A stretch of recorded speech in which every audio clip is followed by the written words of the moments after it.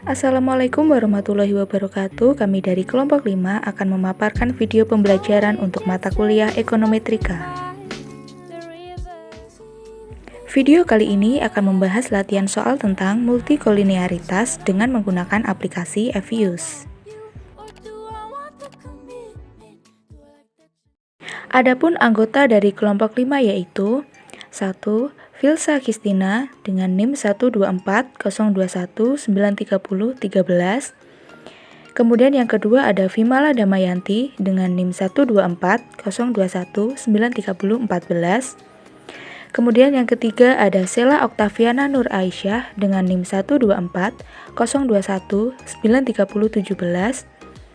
Keempat ada Indi Elsa Insira dengan NIM 12402193022. Yang kelima ada Vera Yulianawati dengan NIM 12402193025. Kemudian yang keenam ada Inka Srinindria Febriani dengan NIM 12402193030. Kemudian yang terakhir ada Venita Rahmayuniar NIM 12402193034. Berikut ini latihan soal tentang multikolinearitas. Pertama, berikut ini disajikan data mengenai variabel konsumsi atau Y, gaji atau X1, pendapatan hasil pertanian atau X2, dan pendapatan hasil perkebunan atau X3. Kemudian pertanyaan yang kedua, lakukan analisis regresi linear berganda pada data dalam tabel di atas. Kemudian pertanyaan yang ketiga, apakah mengandung multikolinearitas? Kemudian pertanyaan yang keempat, jika terdapat masalah multikolinearitas, carilah penyelesaiannya. Berikut ini disajikan data mengenai variabel konsumsi Y, gaji X1, pendapatan hasil pertanian X2, dan pendapatan hasil perkebunan X3. Untuk melakukan analisis regresi linear berganda pada tabel tersebut, berikut langkah-langkahnya. Masukkan data ke dalam Excel, lalu membuka aplikasi Fuse, dan abaikan kotak yang muncul pada tampilan pertama dengan klik silang di pojok kanan atas. Kemudian import data Excel tadi dengan cara klik File, lalu klik Open, kemudian klik Format Data as Workfile. Pilih data Excel yang telah disimpan.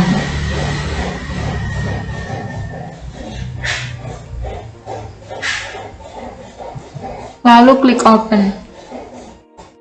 Kemudian klik Next. Klik Next. Klik Next sebanyak 3 kali. Ada kotak data yang muncul, lalu klik Finish. Jika ada pilihan Yes atau No pada kotak kecil yang muncul, pilih No.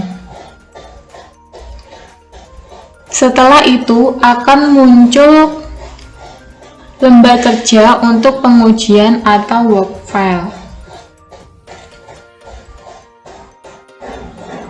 Untuk melakukan analisis regresi berganda, klik Quick, kemudian klik Estimate Question, lalu masukkan data Y,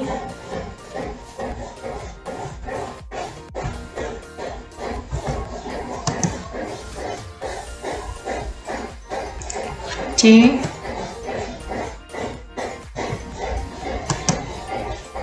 X1,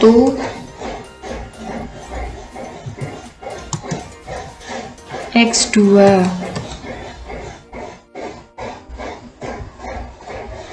dan X3. Pada kotak Equation Estimation, lalu klik OK. Muncul output dari pengujian regresi.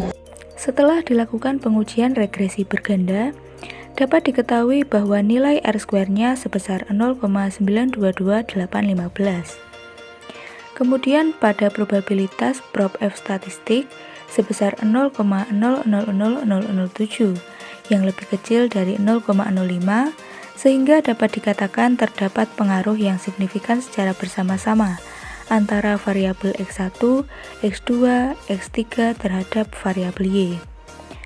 Lalu probabilitas dari ketiga variabel yaitu X1 sebesar 0,2254, X2 sebesar 0,8593, dan X3 sebesar 0,4278. Ketiganya tidak signifikan karena lebih dari 0,05. Kondisi ini mengindikasikan adanya multikolinearitas.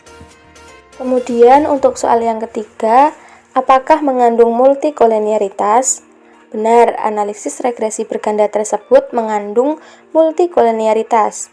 Hal ini dapat dilihat dari hasil output seperti gambar yang tertera di atas yang ditunjukkan pada bagian R-square, di mana R-square tersebut bernilai 0,9 dan adapun batas dari adanya multikolinearitas itu sebesar 0,7. Kemudian untuk bukti lain yang menunjukkan adanya multikolinearitas dapat dilihat dari nilai VIF dengan cara mengklik view pada output, kemudian klik koefisien diagnostik, kemudian klik varian inflation factor. Setelah itu akan muncul hasil output VIF seperti gambar di bawah ini, di mana uji VIF tersebut memiliki ketentuan yakni jika nilainya lebih dari 10 maka terjadi multikolinearitas. Sedangkan hasil dari ketiga variabel bebas menunjukkan lebih dari 10, di mana X1 sebesar 10,32852, X2 sebesar 42,56510, dan X3 sebesar 48,16542. Untuk variabel X2 dan X3 merupakan variabel yang memiliki korelasi lebih kuat karena memiliki nilai VIF sebesar 42,56510 dan 48,16542. Lalu, bagaimana sih cara mengatasi adanya multikolinearitas? Untuk mengatasi masalahnya, kita dapat menghapus satu variabel atau lebih ya. Kita akan menghapus X3-nya. Untuk outputnya, kita hapus terlebih dahulu. Kemudian, kita lakukan uji regresi lagi. Seperti biasa, kita klik quick, kemudian estimate equation, kemudian kita masukkan Y, C, X1, X2, lalu kita klik OK. Kita cek pada VIF-nya apakah masih ada multikolinearitas atau tidak. Seperti tadi, kita klik view, lalu koefisien diagnostik, kemudian pilih variance inflation factor. Nah, maka akan muncul nilai VIF-nya. Nah, di sini nilai dari VIF-nya sebesar 9, yang berarti kurang dari 10. Jika kurang dari 10 berarti tidak terdapat adanya multikolinearitas dan data tersebut valid untuk diujikan. Demikian video pembelajaran yang dapat kami sampaikan. Semoga bisa bermanfaat bagi kita semua. Mohon maaf apabila ada salah kata. Wassalamualaikum warahmatullahi wabarakatuh.